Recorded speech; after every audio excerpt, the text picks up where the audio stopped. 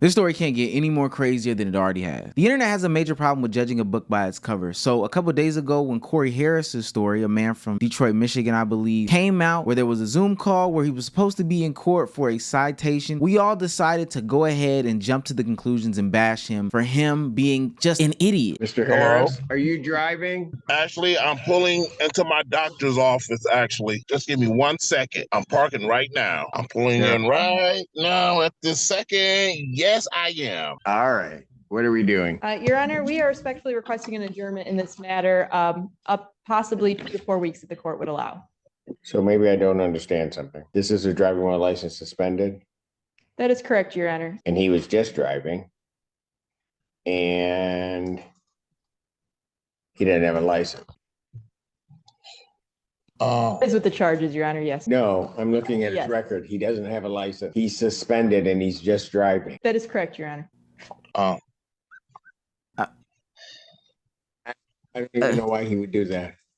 So defendant's bond is revoked in this matter. Defendant is to turn himself into the Washington County Jail by 6 p.m. today. Failure to turn himself in will result in a bench warrant with no bond. Now, obviously, you can't get any more stupider than that. Regardless of the situation, you knew the charges that were brought up against you. You knew what court call you were hopping on. At the very least, you would think that you would be some sort of stationary when hopping on the call. It doesn't matter what the outcomes are, who's right, who's wrong. Literally, you know why you are in court. So you should probably do your best to not be driving while you're on the doggone court phone call for a suspended license. That's just so stupid. But actually, Omar, if you were to know, he's actually innocent. He's not some sort of victim, and this is the criminal justice system. Shut up. We had to give him some grace because a couple of days later, he took to social media, took to the news to defend himself, defend his honor, his own name. Man who went viral for driving on a suspended license was actually a victim of a clerical error, and his suspension should have been lifted 2 years ago. I was thinking about getting my wife medical help. Corey Harris said that's why he was behind the wheel earlier this month when he appeared before District Court Judge Cedric Simpson, who knew Harris was appearing on a charge of driving while license suspended. Secretary of State records show his license was first suspended for child support back in 2010, but Harris told us he thought his license had been reinstated. They were supposed to have been lifted in 2 years ago, but they didn't. And according to the Saginaw County court records we found, Harris is right. In January 2022, a judge rescinded that suspension on his license, but for some reason that information never got to the Secretary of State. Now, the most disgusting part about that, though, was there were a lot of people that were coming to his aid saying that there was problems with the criminal justice system, clerical errors, which, to be fair, are true. It sparked a good conversation. It made us think about what we think of when we, jump to conclusions about people and who we should trust and who we should not trust. There was some merit to the conversation, and one that, quite frankly, needed to be had. But the disgusting part about it was he should have not been the center of attention because it turns out the whole time he was lying. Let me make it very clear, based upon what the court looked at, he has never had a Michigan license, ever, and has never had a license in the other 49 states and commonwealths that form up this great union. Well, but how do we go forward? And that's why I'm here, to sort of minimize. You okay? Then he did get into an accident. May he sit down? May he please, Your Honor? Part of the reason I'm also doing this, I think he was warned and released, didn't take care of it.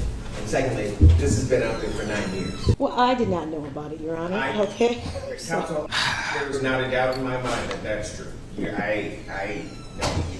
Okay. We'll see you in August. Now, how so many quote-unquote responsible people did not know about this man's situation is honestly beyond me, and it's kind of befuddling that this guy could get away with this for so long. Not only did he not have a license in Michigan, he also didn't have one in any state. But not only that, he also had a bench warrant for 9 years, and you can hear the woman that's supposed to be, I guess, his representative actively in court saying, well, I didn't know that. Well, then what are you here for? Why are we allowing this guy to just make a mockery out of everybody at every single toss and turn? Why was this man allowed to get these things off for so long? And how does that reflect the court system and what we know about America today? Now, I will say we as a people have to do our due diligence in being better and being patient. I think the think pieces that ultimately came out about his situation after the second, him speaking were honestly necessary. There have been time and time again where in the American justice system, there have been people or figures who have been unlawfully done, with the punishment that they've had based off of things that the court have said. People have been and currently are sitting in jail for crimes that they did not commit. Now, I'm not saying that that's fine, but that's fine. We understand those to be things that happen, and we got to talk about that. But with that being said, in both scenarios, the first one where he got exposed for driving to his doctor's office, and then even this one right here, we should not be so quick to jump to conclusions. We should be able to wait for sources to come out before we jump down somebody's throat and say that this person is stupid, that person is stupid, or to trust them when they claim to be a victim, which Corey Harris did. I wonder if he got support that, netted him any financial gain or whatever the case may be, because ultimately he ended up to be a scammer in this situation, and I hope nobody decided to fund anything. But they always throw up a GoFundMe whenever situations like this happen to support a guy like this. I get the idea of pointing and laughing and making some sort of case out of what's going on here, but these think pieces have got to stop on Twitter. Think piece Twitter is probably one of the worst things to ever happen to the internet. I just feel like we need to get away from that quick, fast, and in a hurry. But let me know what you guys think in the comment section about this scammer. Should he face some consequences for lying? Even though it wasn't necessarily under oath, he's lying on public television to gain some sort of support.